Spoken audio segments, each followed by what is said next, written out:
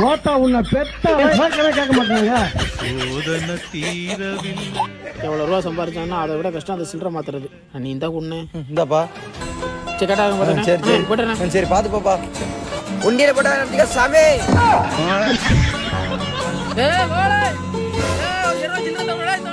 ஐயோ